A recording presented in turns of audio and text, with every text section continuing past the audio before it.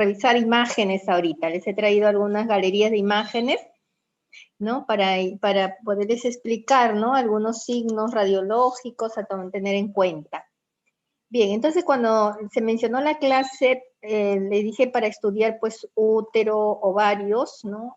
Hay un método que todavía se sigue usando y es con rayos X, ¿no? Que es la histerosalpingografía. Tiene una indicación importante para lo que es la evaluación de trompas uterinas, ¿no? Debido a que las trompas uterinas pues son muy difíciles de ver con la ecografía, ¿no? Con la ecografía no las vemos. La tomografía, la resonancia también tiene sus limitaciones, entonces por eso sigue todavía utilizándose este método, histerosalpingografía, ¿no? Sobre todo para evaluar pues cuando hay problemas de infertilidad, ¿no? Pacientes con infertilidad, sospecha de bloqueos tubáricos, pues solicitan este examen de histerosalpingografía.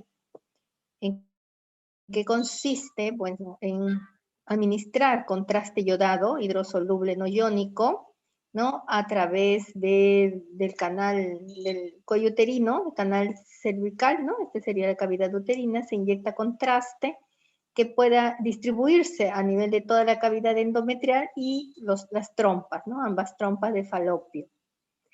Entonces, esta es una imagen normal, donde se evidencia, pues, ¿no? La cavidad uterina de morfología normal y el diámetro también de ambas trompas que están permeables, ¿no? Decimos permeables porque las vemos su calibre, vemos la distribución del contraste, ¿no? Y bueno, esa es la primera imagen. Después se toman otras imágenes en donde se tiene que evaluar el pasaje del contraste que estaba en las trompas, debe pasar hacia el peritoneo, ¿no? Esa es otra, bueno. Este de acá es la representación de trompas de falopio magnificadas dentro de lo normal, ¿no? Que sería la trompa izquierda, ¿no? La visualización de la misma, igual a trompa.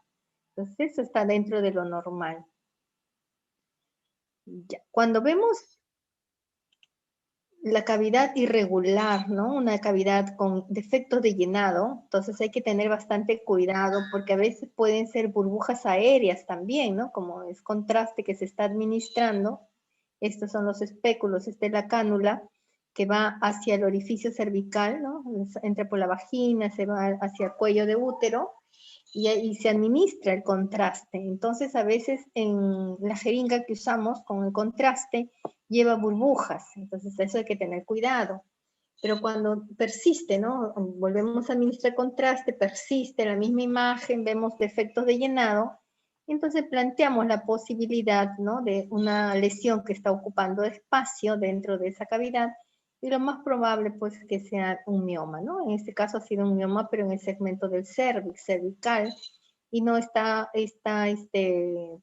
impidiendo, ¿no? O dificultando el pasaje de contraste hacia el resto de la cavidad, ¿no? Entonces, este paciente ha tenido un mioma cervical, se representa aquí como una imagen por defecto de llenado. Miren, cuando ya vemos la cavidad endometrial, ¿no? Con irregularidad, ¿no? Irregularidad de la misma, si ustedes ven los bordes dentados, y también hay ingurgitación del contraste hacia el sistema vascular, ¿no? Se ven como estos trazos aquí radiopacos, entonces estos son signos de una endometritis, ¿no? La irregularidad de los bordes de la cavidad endometrial y también la ingurgitación de algunos vasos. También puede haber tuberculosis, ¿no? Tuberculosis tubárica. Entonces, ¿qué signos radiológicos nos pueden dar? Bueno, la oclusión, la obstrucción tubárica, ¿no? No hay pasaje hacia ambas trompas y se llama, este es el signo del palo de golf, miren, igualito como un palo de golf, ¿no? Porque no está representándose las trompas uterinas, ¿no? O también a veces hay obstrucciones parciales y nos dan las imágenes, dice, de una trompa en forma de rosario, ¿no? Como se van depositando, floculando, ¿no? En forma de cuentas de rosario, ¿no? O a veces también pueden haber fístulas, ¿no?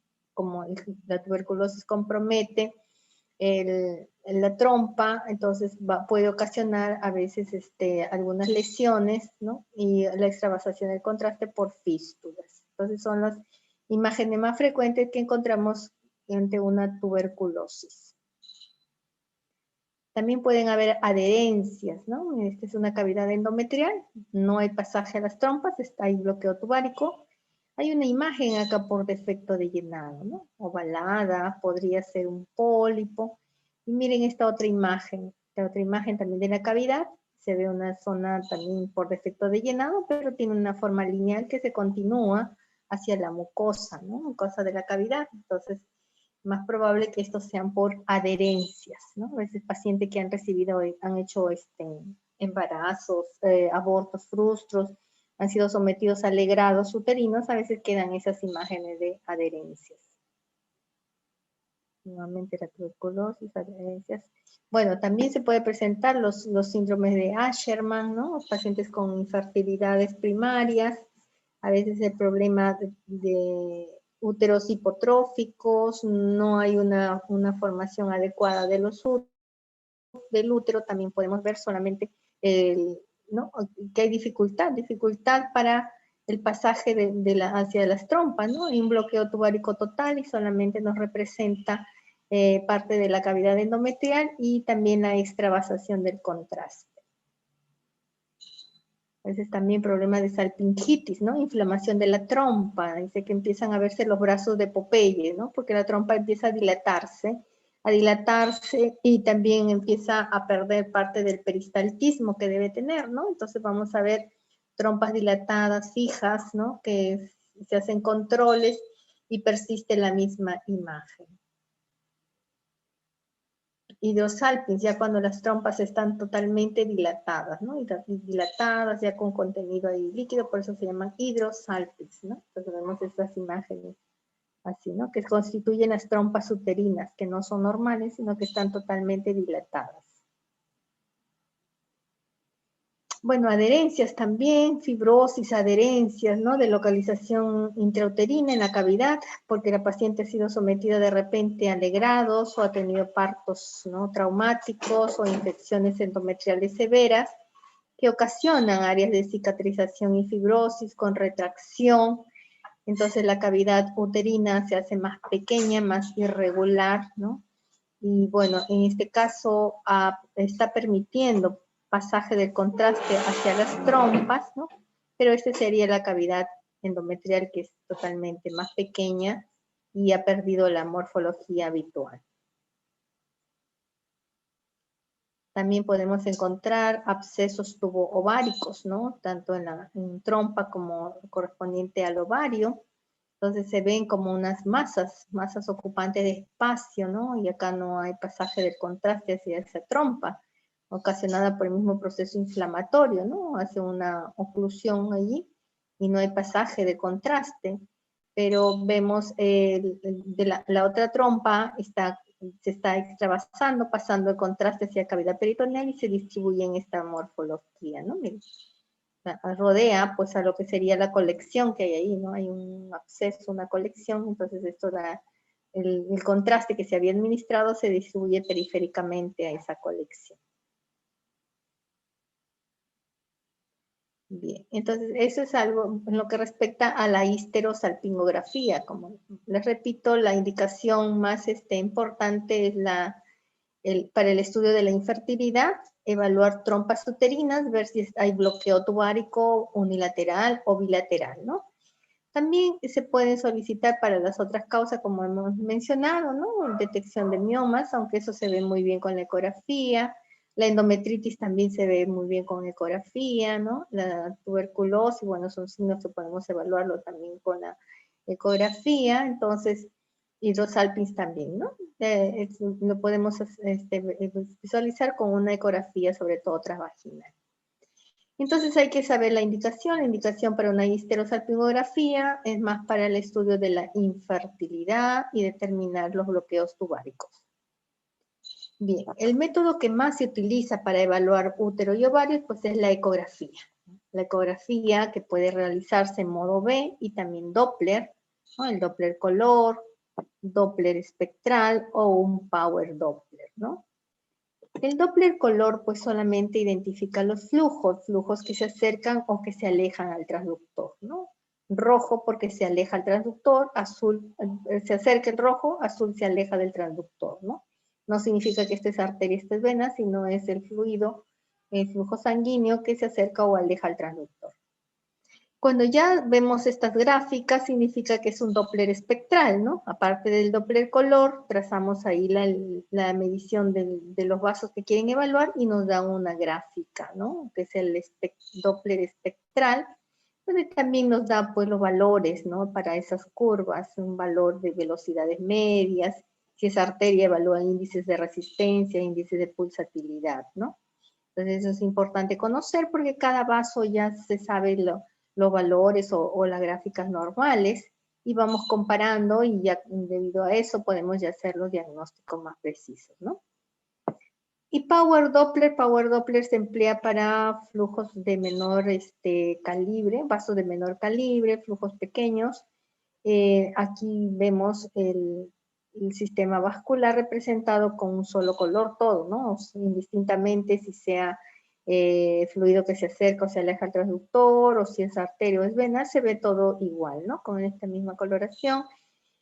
Bueno, la ventaja de esto es que evalúa los vasos pequeños, no da efectos de artefactos, como acá podemos ver efectos de artefactos que se llaman aliasing, que donde ya se ve de todos los colores debido a que hemos colocado mal el transductor, ¿no? Que se llama ángulo de insonación. Que para hacer este efecto se sigue toda una fórmula matemática que ya se conoce, ¿no? De velocidades, de flujos. Entonces, y también influye el ángulo de insonación del que se coloca el transductor, ¿no? En cambio acá cuando hacemos Power Doppler es independientemente de cómo se haya colocado el transductor, ¿no? Entonces es la ventaja y aparte detecta vasos pequeños de menor calibre que el Doppler color. Y acá tenemos la ecografía que puede realizarse por vía pélvica transabdominal, requiere que la vejiga esté llena, para tener una ventana acústica, ¿no? Donde se ve el útero, miren, corte longitudinal, y el útero en corte transversal. Entonces hay que tener conocimiento básico de la anatomía, saber que el útero pues tiene forma de periforme, de una pera, que tiene un fondo, un cuerpo, un cuello, que en el centro está pues el endometrio, que es una fina línea hiperecogénica, ¿no? Ese es un corte longitudinal, el transversal. También debemos saber que las dimensiones del útero varían con la edad, ¿no? Y también la morfología con la edad. Cuando es una niña, una prepúber, pues las dimensiones del cervix son semejantes que la del cuerpo uterino, ¿no? Y ya a medida que va pasando la edad, más adulto, entonces el cuello más pequeño y predomina el cuerpo uterino de mayores dimensiones, ¿no? Igual el endometrio también varía con el ciclo menstrual, ¿no? Tenemos un endometrio que se acerca pues a la fase menstrual, está engrosado, y si lo controlamos después de la menstruación es un endometrio más fino, ¿no? Entonces todo depende del ciclo menstrual. Este abordaje es en vía transvaginal, ¿no? La ventaja de la transvaginal es que puede realizarse con la vejiga vacía. Bueno, es un requisito importante es que la paciente acá haya tenido relaciones sexuales para poder realizar este procedimiento, debido a que el transductor ingresa hacia la vagina, ¿no? Bueno, va a dar mejores imágenes del útero, ¿no? Si ustedes pueden ver acá el útero, se ve con más definición pues que por una vía transabdominal. Se identifica muy bien el endometrio, lo mismo los ovarios. La desventaja pues aquí que es incómodo, la paciente tiene que haber tenido relaciones sexuales, ¿no? No se puede hacer a una paciente virgen por la vía de abordaje. Entonces, cada método tiene ventaja o desventaja, ¿no? Acá la ventaja sería, bueno, que se hace por vía suprapúbica, no es invasivo, no estamos colocando nada dentro, en el interior de la paciente. La desventaja que es, si no está bien preparada, no está la vejiga muy llena, pues no vamos a tener buenas imágenes, ¿no? Y además, si el paciente está lleno de gases, tampoco vamos a tener buenas imágenes. También se puede hacer estudio de 3D, 4D, 5D, según el software que se tenga, ¿no? Según el software, y tenemos pues una representación de imágenes pues ya volumétricas, ¿no? Tridimensionales. Entonces depende del software que disponga el equipo para obtener este tipo de imágenes. Y bueno, el Doppler color es muy importante en todo lo que es la evaluación ginecológica y obstétrica, ¿no? Por ejemplo, estamos viendo acá el útero, este es el fondo, este es el endometrio, esta línea acá central hiperecogénica, y vemos acá en el borde posterior, ¿no? Este es anterior, este es posterior, vemos esta imagen nodular, sólida, hipoecogénica, ¿no? Que deforma acá, si vemos, seguimos acá, esta es la línea, y esto se ensancha, porque hay una lesión ocupante de espacio sólida, es hipoecogénica, miren, ustedes lo ven más gris que acá, ¿no? Hipoecogénica, bordes, aquí están definidos, acá parcialmente definidos, ¿no? Son regulares los bordes lisos, definidos. Bueno, se le coloca el Doppler color y el Doppler color está demostrando que tiene pues bajos, miren, los índices de resistencia, tiene flujo arterial de pequeño calibre y bueno, el diagnóstico es de un mioma, ¿no? Un mioma sería en este caso subseroso, porque sale fuera, ¿no? De la superficie. Aquí está el borde del útero y está saliendo hacia afuera, un mioma subseroso. Entonces es importantísimo el estudio Doppler, ¿no? Para evaluar la vascularización que tiene cada lesión. Aquí estamos viendo el endometrio, ¿no? Este es un estudio transvaginal. Está el útero, miren el fondo, el cuerpo, el cuello, y en el centro está el endometrio. Entonces, este endometrio varía mucho en la fase del ciclo menstrual, ¿no? Un endometrio postmenstrual inmediato lo vamos a ver como una fina línea hiperecogénica, pero a medida que se va acercando pues, a la fecha de la ovulación, este se va haciendo así. Trilaminar se llama, ¿no? Si ustedes pueden visualizar, se ve acá una línea hiperecogénica, blanquita acá, una hipoecogénica aquí, otra hiperecogénica, si ustedes ven acá otra hipo y otra hiper, ¿no? Sería una capa, 2 capas y 3 capas, por eso dicen trilaminar, ¿no? Endometrios trilaminares. Entonces medimos. Siempre hay que medir, cuando nosotros hacemos en la evaluación ecográfica, tomamos medidas, dimensiones. El diámetro longitudinal, el diámetro anteroposterior, luego hacemos el corte transversal y tenemos que hacer la medición, ¿no? La medición también del diámetro transverso del cuello, del endometrio, del espesor del endometrio. Es importantísimo porque por edad, por grupo etario, también sabemos el grosor normal, ¿no? Sabemos pues que una mujer en edad fértil, pues el endometrio puede estar engrosadito, pero no, en un endometrio normal pues no pasa a los 10 milímetros, ¿no? Más de 10 milímetros ya empezamos definiéndolo como engrosamiento. Si vemos de 13 milímetros, pues ya le decimos un endometrio de aspecto hiperplásico, ¿no? Entonces es importante eso. Igual una mujer que ya, una posmenopáusica, que ya no menstrua, encontramos endometrio pues de 10 milímetros, ya eso es algo anormal, ¿no? Es un endometrio hiperplásico para su edad. Entonces, por eso es importante hacer la medición, reconocer el endometrio, ¿no? Todo esto es el endometrio y eso es lo que tiene que ser medido, ¿no? A nivel de fondo. Entonces, fondo, a nivel de fondo, cuánto tiene de espesor y qué características tiene ese endometrio. Miren, ¿no? Esta es una ecografía transvaginal. El fondo, miren la cavidad endometrial que debería ser virtual, se ha expandido. Hay líquido porque se ve esto anecoico. Y dentro de esta imagen hiperecogénica que está acá, si lo pueden visualizar, ovalada, forma definida, esto corresponde a un pólipo, ¿no? De grandes dimensiones.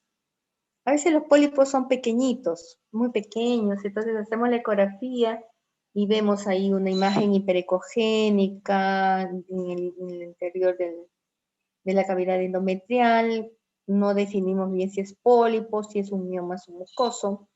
Entonces ahí hay otro método que se llama la histerosonografía, ¿no?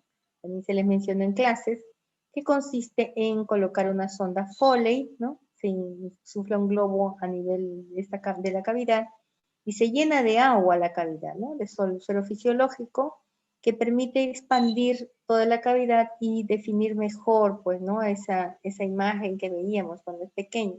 Acá es grande, acá, y hay líquido también, es fácil de identificar. Pero cuando no hay líquido y es pequeño, entonces ahí sí justifica realizar ese procedimiento de histerosonografía, ¿no? Entonces acá está la pieza operatoria, ¿no? Y se ve muy bien allí la imagen del pólipo, ¿no? Ecográficamente lo identificamos como esta imagen hiperecogénica. Miren, esta era una endometritis, ¿no? Entonces aquí estamos viendo, esto sería el fondo, el útero.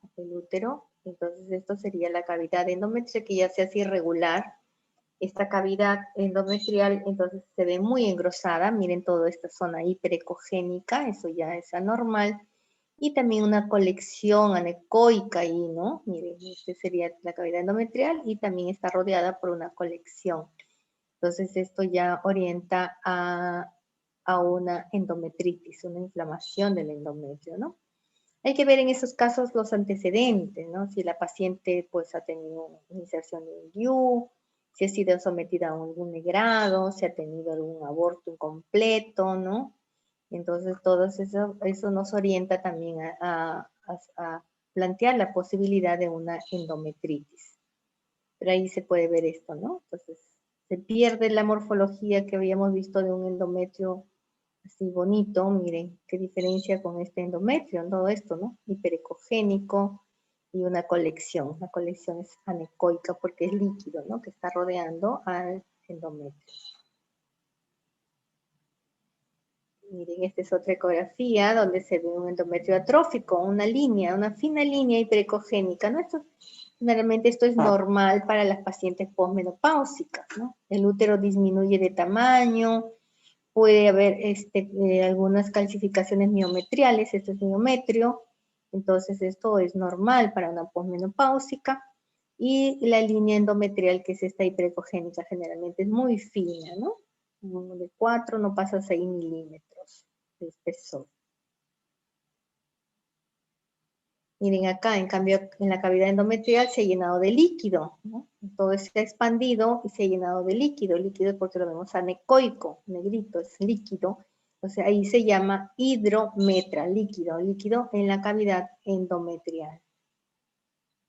A veces lo encontramos en las posmenopáusicas también, ¿no? Pero en menor volumen. Ya cuando lo vemos así mucho, ya le llamamos hidrometra y hay que ver la causa también, ¿no? Porque tiene ese hidrometra.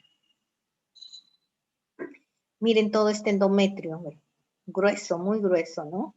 Y ahí esta imagen hipoecogénica dentro, ¿no? El endometrio que engrosado, hiperecogénico, con una imagen ahí hipoecoica que podría ser un pequeño pólipo o algún mioma submucoso también que está ingresando hacia la cavidad endometrial, ¿no? En este caso tiene 15 milímetros, ¿no? Posmenopáusica no debe pasar, dice ahí, los 11.8 milímetros, ¿no? Es demasiado 11. Entonces ya decimos que esto es hiperplástico. Miren esta imagen, ¿no? Ya es un carcinoma cuando lo vemos muy engrosado, ¿no? Más de 10 menciona, muy heterogéneo, ¿no? Hay espacios líquidos que se alternan con los espacios sólidos hipoecoicos, otros hiperecoicos, o sea, es muy heterogénea la imagen, con un endometrio muy engrosado, con bordes irregulares, como pueden ver acá. Entonces se plantea la posibilidad de un carcinoma endometrial. Igual, la adenocarcinoma, ¿no? Miren, todo esto constituye el endometrio, ¿no? Grande, enorme. Si lo miden el grosor, pues pasa por los 10 milímetros, ¿no? Fácilmente, aquí puede ser 15, 18 milímetros, bordes irregulares. Han colocado el Doppler color y se ven vasitos pequeños en el interior, ¿no? Hay una neovascularización y bueno, ya la posibilidad diagnóstica es un adenocarcinoma que se confirmó con la pieza operatoria, ¿no? Todo esto que se ve acá, que es la cavidad endometrial, corresponde a esta imagen que vemos acá, hiperecogénica, con áreas anecoicas en su interior. Otro intravaginal, Doppler color, ¿no? Se evidencia, este es el fondo, esta es la cavidad endometrial, y miren la vascularización, ¿no? Vascularización por la neoangiogénesis tumoral. Entonces, por eso es importantísimo el Doppler. Encontramos alguna lesión, útero, ovarios, entonces inmediatamente colocar Doppler para ver si hay una vascularización o una neovascularización, ¿no? Vasitos pequeños, anormales, ahí dentro de la lesión que habíamos identificado. Esto ya es ovario, ¿no? Ovario es muy, muy importante también, la evaluación que le hagamos por el abordaje, se ve muy bien cuando lo hacemos por vía transvaginal, ¿no? Pero a veces las pacientes jovencitas, sobre todo, pues hay que hacerles por vía transabdominal. Y bueno, se requiere que la vejiga esté muy llena, que no haya gases para identificar a los ovarios, ¿no? Entonces aquí estamos viendo un estudio que se ha hecho abordaje transvaginal, donde se ve pues una imagen quística, ¿no? Entonces se informa como quiste, se coloca el Doppler color y vemos toda la gran vascularización periférica, ¿no? Llamado el arco de fuego o anillo de fuego. Y esto ya es casi patognomónico, que esto corresponde a un cuerpo amarillo, un cuerpo lúteo, ¿no? La paciente. El signo del arco de fuego, entonces, está en relación con un cuerpo amarillo. También a veces encontramos ovarios así, grandes, con múltiples imágenes quísticas. Estos quistes que vemos acá, estas imágenes anecoicas, corresponden a folículos, ¿no? Hay una sobreestimulación o hiperestimulación ovárica. Generalmente pues son pacientes que han sido sometidas a tratamientos hormonales debido a la infertilidad que tienen. Entonces hay una hiperestimulación. Hay que diferenciarlo de los ovarios poliquísticos, ¿no? Entonces, ¿por qué? Porque esta paciente anteriormente, antes de tomar pues su tratamiento hormonal, no tenía estas imágenes, ¿no? Entonces en ellos, por el antecedente que tiene de la ingesta hormonal, entonces el diagnóstico ya se hace de una hiperestimulación ovárica. Esta es una imagen quística, ¿no? Anecoica, se la ve negrita, no hay contenido en su interior, no hay calcificaciones, no hay septos. La vascularización es escasa y periférica, ¿no? A diferencia del anillo de fuego que vimos acá, miren, por cuerpo amarillo, acá la vascularización es escasa y periférica, ¿no? Entonces el diagnóstico que nosotros hacemos es como un quiste simple, ¿no? Tomamos las medidas, y ahí se plantea la posibilidad de un folículo luteinizado no roto, ¿no? O también un folículo persistente se le llama, ¿no? Folículos persistentes. Entonces, cuando vemos esto, pues si mide más de 2 centímetros, entonces a la paciente se le tranquiliza, ¿no? Usted tiene un quiste simple, puede ser un folículo persistente, entonces su control debe hacérselo pues después de la menstruación, se le hace seguimiento. La paciente menstrua, tiene que haber pues cambios en esta imagen quística y a los 2 o 3 meses ya tendría que desaparecer, ¿no? Entonces se le hace seguimiento antes de que proceda pues a un tratamiento quirúrgico, ¿no? Los ginecólogos generalmente pues la intervienen las masas quísticas de mayores tamaños o cuando hay problemas para la torsión también de esos quistes, cuando son pediculares, ¿no? Entonces, cuando son menos de 4 centímetros, generalmente los van controlando, ¿no? Con ecografías continuas para ver cómo varían pues, con la fase menstrual y hacerle seguimiento hasta que desaparezca probablemente, ¿no? Miren el ovario poliquístico, ¿no? Son grandes, son fáciles de identificar, tienen múltiples quistes foliculares en la periferia. En el centro está hiperecogénico, este es el estroma, se llama, ¿no? Que es hiperecorefringente, más hiperecogénico, ¿no? También hay vascularización en ese estroma, ¿no? Entonces, estas son las características de los ovarios poliquísticos, ¿no? Anteriormente se decía 10, más de 10, ¿no? Ahora se dice más de 14, más de 13. Hay que contarlos, hay que ver el diámetro de cada uno también, ver si está la distribución a nivel cortical o también a veces hay en la zona estromal, ¿no? Córtico-estromal. Entonces, todas esas características describimos cuando estamos ante este tipo de ovarios, ¿no? Y concluimos como ovarios poliquísticos. Este es también el ovario, tiene múltiples folículos, no se identifica muy bien, pero se le aplica Doppler color, se ve la vascularización periférica y esta es la curva espectral, ¿no? Índice de resistencia 0.57. Entonces, siempre cuando se hacen los índices de resistencia en ovario, hay que hacerlo bien el examen y hay que mirar esto, el índice de resistencia, porque se menciona o se ha demostrado que los índices de resistencia bajos, ¿no? Menos de 0.4, generalmente lo tienen las lesiones con sospechas de malignidad, por eso es importantísimo colocarle Doppler, ¿no? Doppler y ver la onda espectral. En este caso, dicho más de 0.5, 0.57, ya es algo de una lesión benigna, ¿no? Acá no hay ninguna sospecha de malignidad. Un quiste simple también, miren, la masa quística grande, ¿no? No está acá las dimensiones. Se le realiza pues su Doppler, hay vascularización escasa en la periferia, la onda espectral nos dice que tiene un índice de resistencia de 0.46, relativamente bajo, pero las características que vemos es un quiste simple, no tiene acá sospechas de malignidad, no hay septos, no hay vascularización interna, ¿no? Entonces hay que también volver a controlarlo, ¿no? O sea, nos dice 0.46, bueno, estamos diciendo que hay bajos índices de resistencia, pero no vemos características de sospechas de malignidad, entonces solamente orientamos a un control. Bueno, hasta allí es la parte ginecología, ¿no? Que hay que evaluar útero. En el útero es muy importante ver el endometrio, ver si hay miomas. En ovarios, pues identificar ovarios, ver si hay poliquistosis, ovarios poliquísticos o hay quistes simples, ¿no? En lo que respecta a la parte obstétrica, también se mencionó que podemos realizar la ecografía pues, en el primer trimestre por vía transvaginal. Va a identificar la ecografía transvaginal, ¿no? Detecta la gestación a las 4 semanas.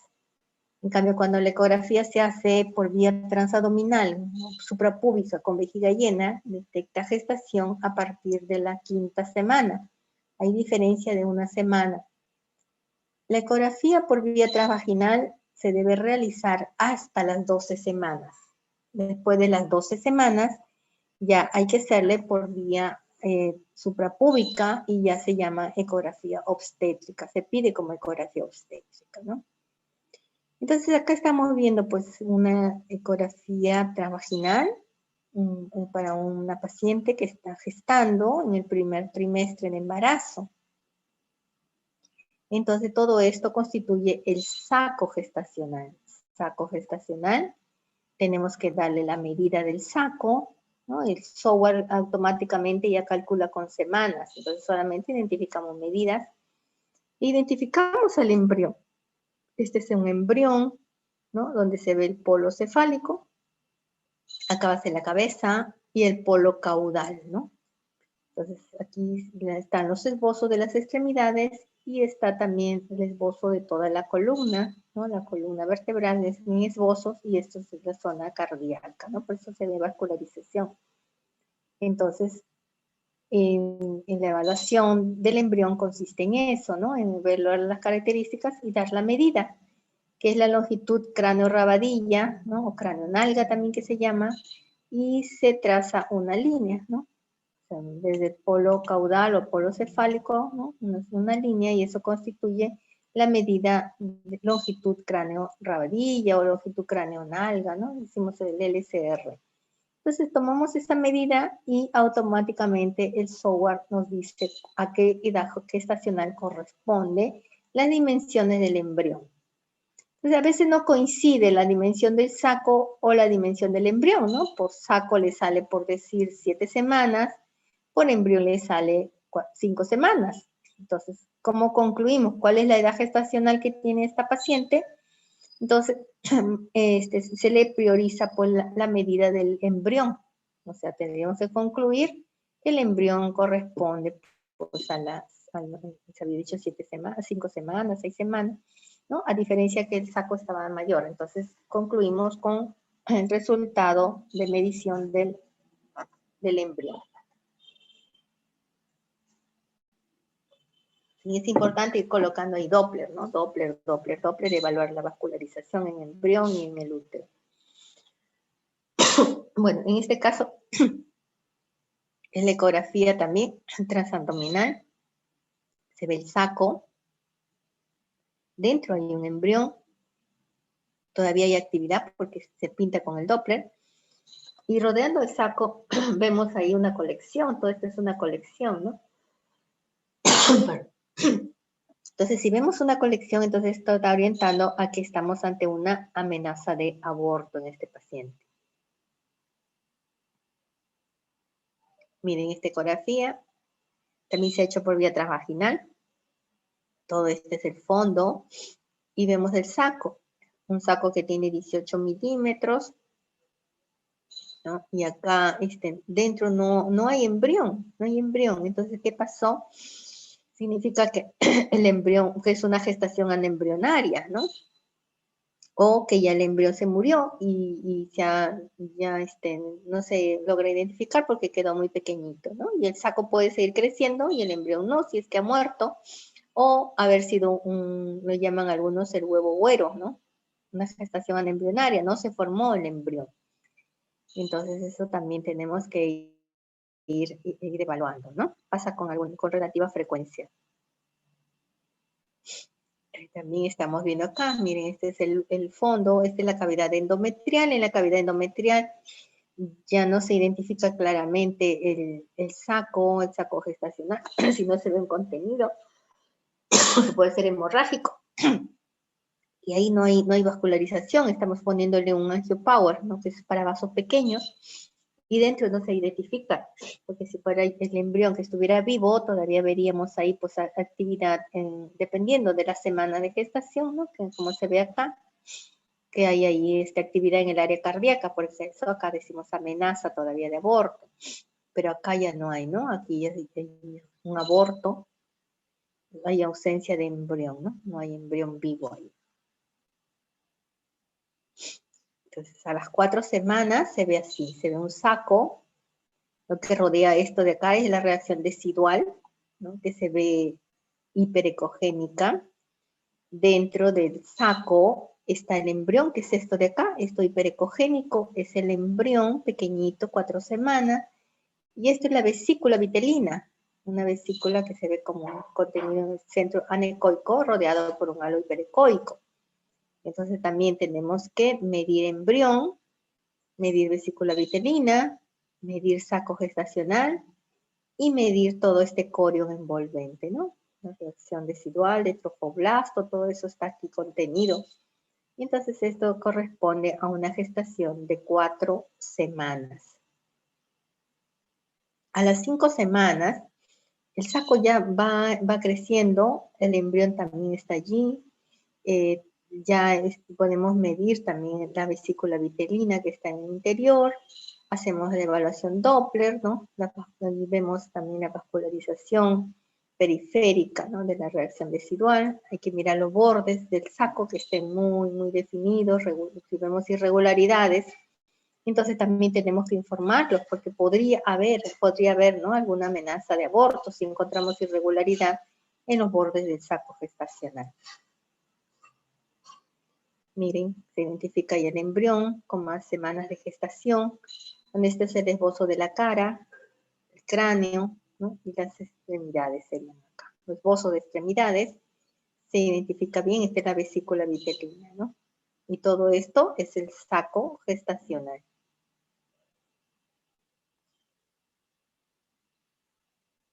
Semanas. Ya cuando estamos en el segundo trimestre, tercer trimestre, o sea, ya se osifica los huesitos, se van osificando, este de acá corresponde al cráneo, ¿no? Ahí ya es posible hacerle mediciones, unas mediciones fetales, ¿no? Después de 12 semanas, ya deja de ser embrión y pasa a ser feto.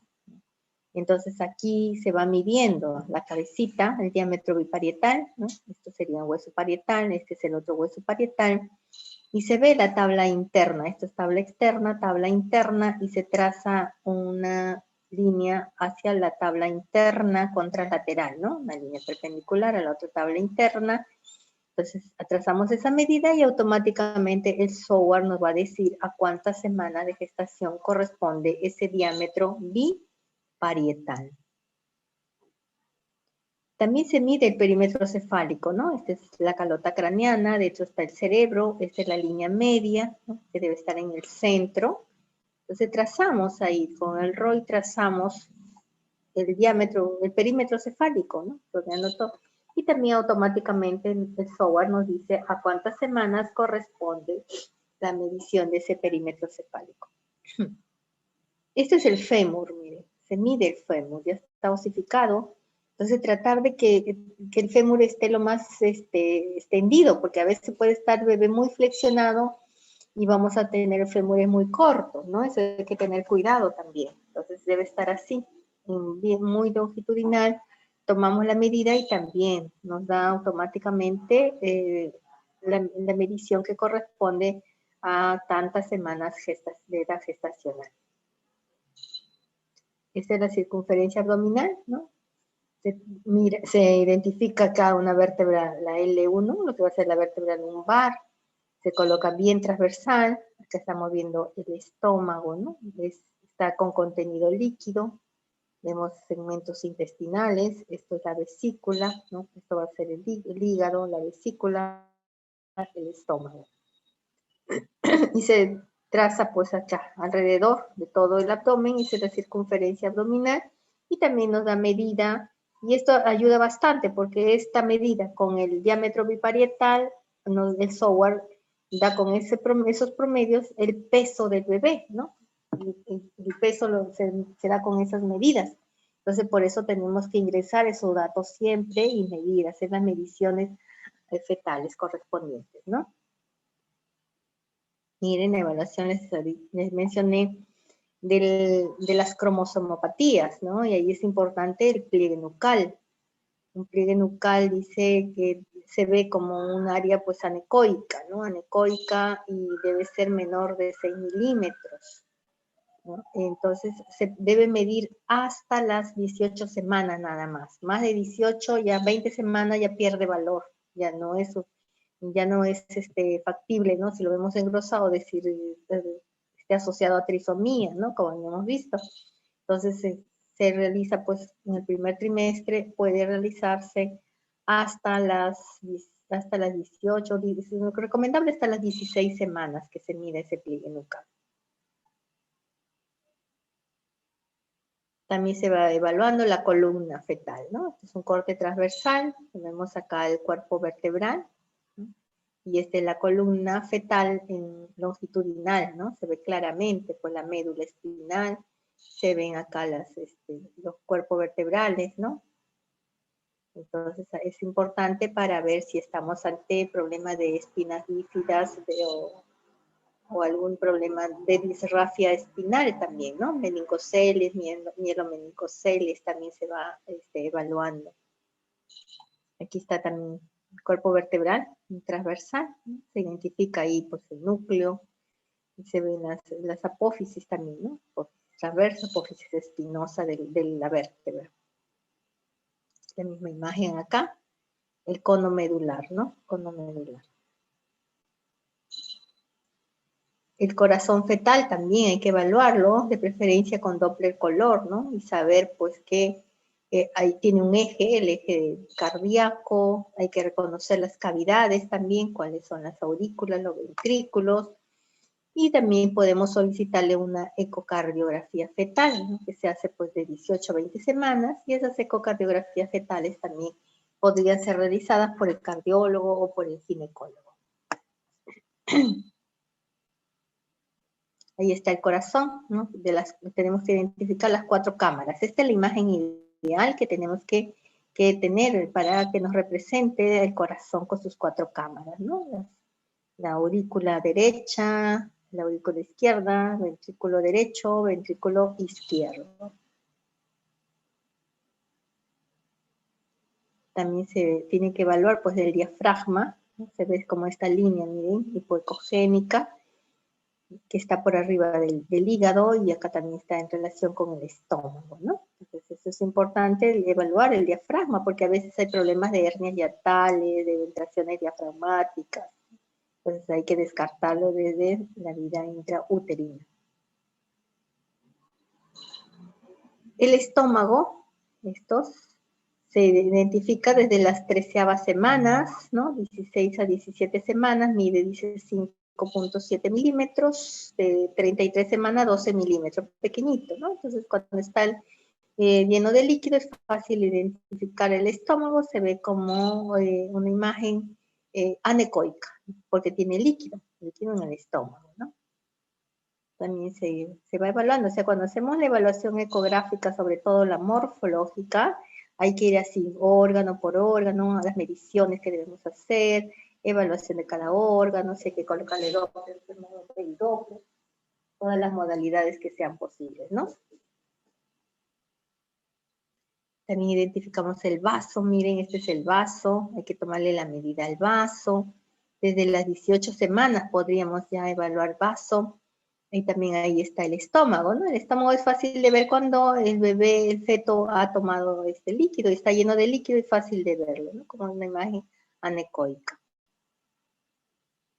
El páncreas también, miren, este es el páncreas. Páncreas además hiperecogénico, tiene esa imagen pues en boomerang que llaman, o imagen curvada, ¿no? Esta es la cabeza, esto es el cuerpo, esta es la cola, ahí adyacente el páncreas está el estómago, ¿no? Entonces, eso es importante, pues, evaluarlo también al páncreas. A veces hay algunas malformaciones, o sea, la idea es ir mirando y detectando en forma precoz alguna malformación congénita. Los riñones fetales, miren, es todo esto. Entonces aquí los riñones, bueno, se pueden visualizar desde las 12 semanas por vía transvaginal o 15 semanas por vía transabdominal, ¿no? Entonces son así, son con pirámides acá bien acentuadas. Entonces algunos los diagnostican como quistes, ¿no? Múltiples quistes, como riñones poliquísticos. Y no son los riñones poliquísticos, sino son sus pirámides que están ahí muy pronunciadas.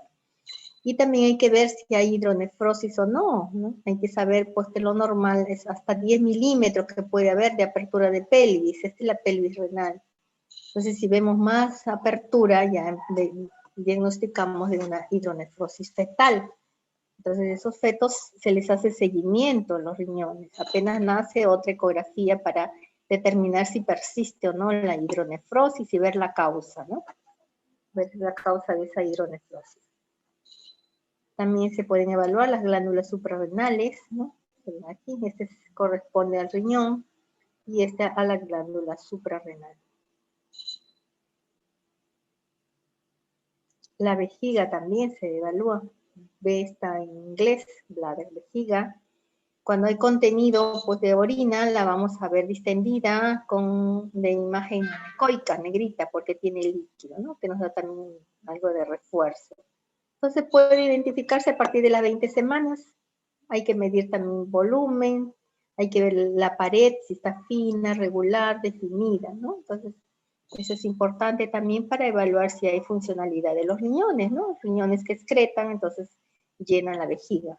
Eso también lo describimos, ¿no? Vejiga distendida, con contenido líquido, funcional. Y bueno, la identificación del sexo también es muy importante, ya les mencioné, ¿no? Hay que ver si es femenino o masculino. Femenino, el signo del grano del café, ¿no? Dos granitos de café ahí. Y el masculino es más fácil de identificar, ¿no? Se ve claramente acá el penecito y acá está el signo pues de la tortuguita, ¿no? La tortuga con su cabecita, o algunos le llaman el signo de la chimenea también, ¿no? Es una chimenea. Entonces eso es importante también cuando hacemos las evaluaciones ecográficas, ¿no? Sobre todo las morfológicas. Entonces hay que ir evaluando así cada órgano. Después también hay que mirar la cara del bebé, ver el hueso nasal, ver las órbitas, ¿no? En cráneo ver bien cómo está el cerebro, todas las estructuras anatómicas del cerebro, ¿no? Plexos coroideos, el sistema ventricular, el polígono de Willis, todo eso vamos evaluando. La ecografía es morfológica fetal, pues debe ser muy minuciosa, ¿no? Ahí buscar buscamos todas las malformaciones congénitas que pueden haber. Bueno, ¿hasta ahí alguna pregunta? ¿Están allí? ¿Me dicen si hay alguna pregunta?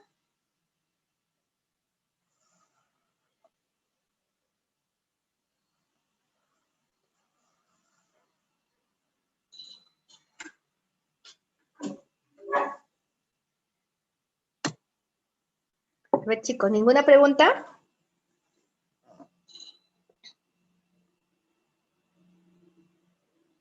Creo que no hay. Bueno, continúo. Bien. Entonces, este es un caso. El caso de una mujer, dice 47 años, tiene dolor en hipogastrio. Entonces, esta es la ecografía, donde se evidencia una masa pélvica, miren, de aspecto quístico compleja. ¿Por qué?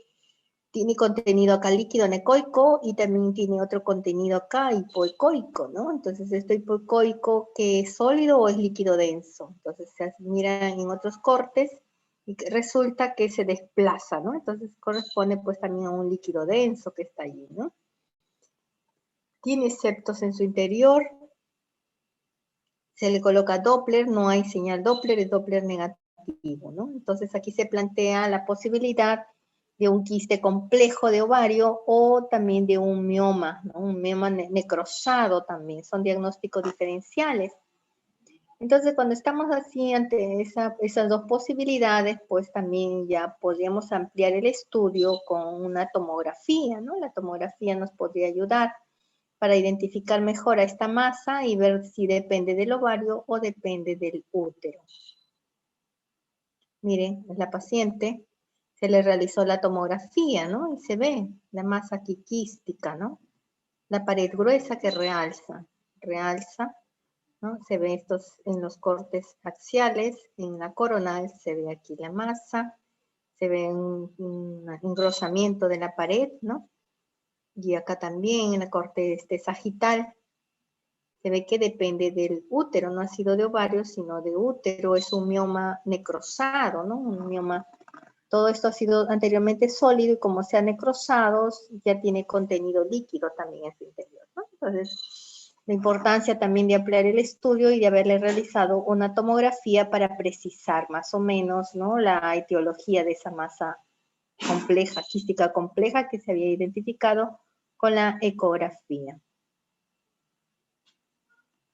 Esta es otra paciente, es una mujer que consulta por dolor y aumento de calibre de la pierna derecha, ¿no? Presenta masa, le palpan una masa en hipogastrio. Entonces solicitan pues la tomografía con contraste. Cuando es masa hay que pedirle con contraste, ¿no? Y se ve la masa sólida que realza contraste, ¿no? Miren, corte coronal, todo esto es la masa. En sagital también se ve la masa con una captación heterogénea. Y, ¿sí? A partir de las 10 semanas, 12 semanas, en este caso ya puedo ver todo, hasta el sexo. ¿Perdón? ¿Alguna pregunta?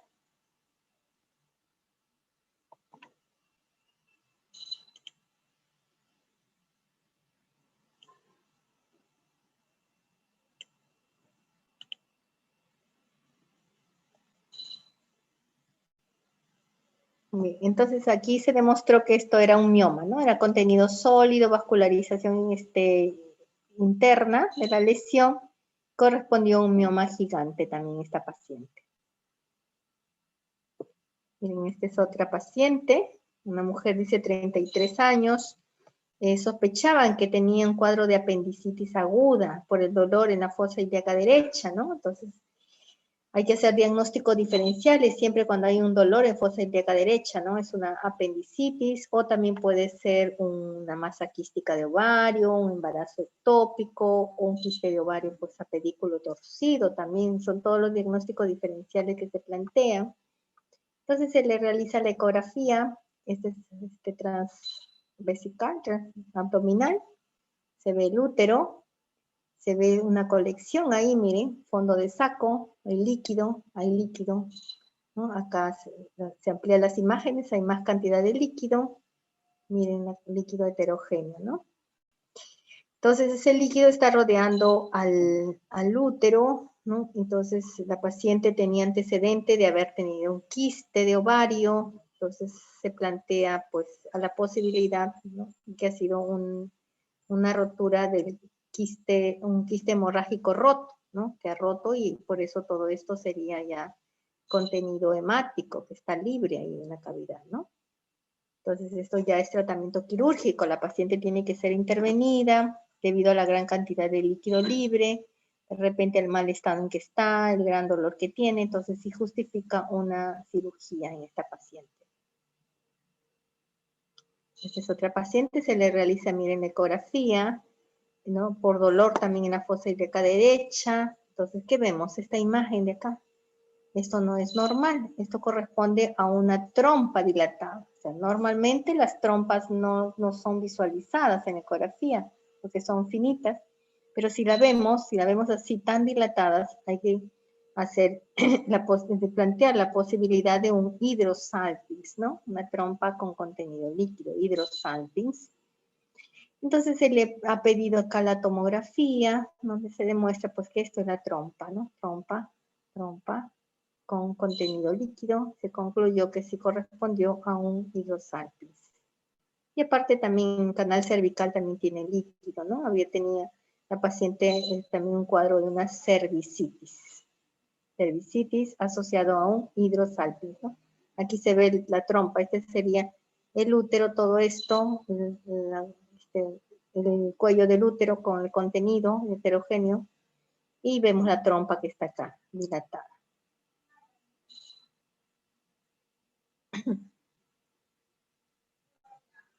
Dice la misma paciente, donde se identifica mejor acá, ¿no? Se ha hecho las reconstrucciones y se ve acá el hidrosalpinx, la trompa dilatada con contenido líquido, ¿no?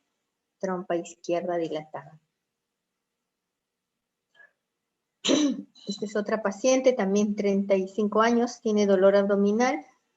Se ve pues esas masas anexiales, ¿no? Bilaterales de aspecto quístico. Una en el lado derecho es anecoica, en el lado izquierdo es hipoecogénica, densa, como un quiste llamado el quiste de chocolate, ¿no? O sea, cuando son los quistes simples, lo vemos así anecoicos, porque es contenido líquido, ¿no? Negritos anecoicos. Pero si ya vemos el quiste y ya el contenido es gris, entonces planteamos o es sólido o es un quiste líquido denso, ¿no? Llamado también el quiste de chocolate. Entonces, cuando decimos quiste de chocolate, entonces ya hay que hacer diagnósticos diferenciales, ¿no? Puede ser un endometrioma, puede ser un teratoma, ¿no? O cualquier otra causa que está ocasionando ese típico quiste de chocolate, ¿no? Entonces, a esta paciente le han indicado la tomografía porque también se sospechaba de repente un teratoma, querían ver la densidad de Hanfield de esa masa quística, ¿no?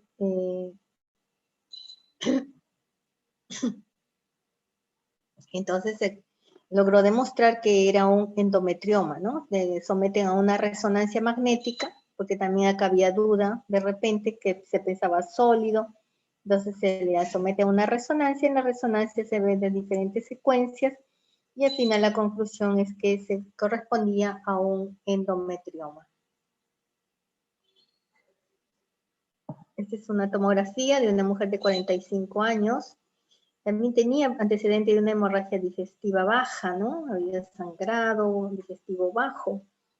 Se le somete a una tomografía y se evidencia porque la paciente tiene problemas de hidrosalpinx derecho, pero encuentran un nódulo endometriósico también, ¿no? Entonces, miren, no se identifica claramente la morfología, ¿no? La morfología uterina, acá hay una imagen hipodensa, hay que medirle ahí las unidades de Hanfield para ver si corresponde a grasa o corresponde a aire, probablemente grasa, ¿no? Miren cómo se ve la imagen. Entonces la paciente también se le somete a una resonancia y al final se diagnosticó de un quiste endometriósico profundo, ¿no?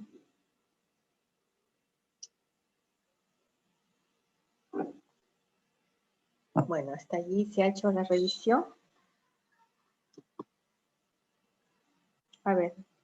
Ahora sí espero que hagan las preguntas o yo les hago preguntas.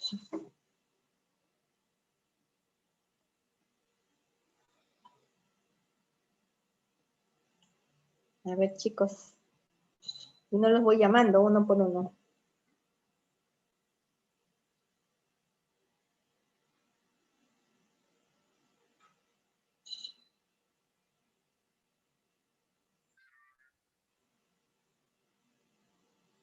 ¿Está todo claro?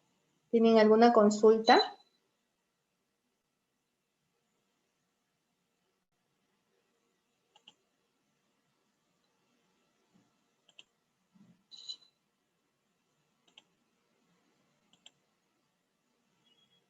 Hola, ¿están ahí?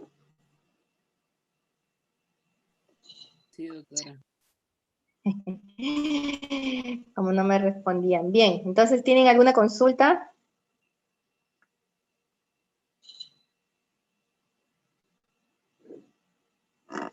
Sobre la ecografía ginecológica, ¿está claro?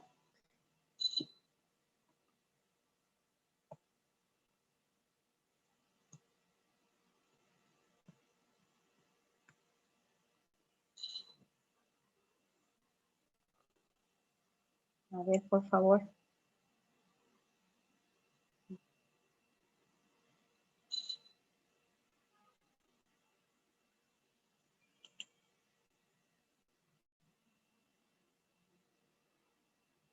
Nada, no hay preguntas, no hay consultas, todo está claro, supongo.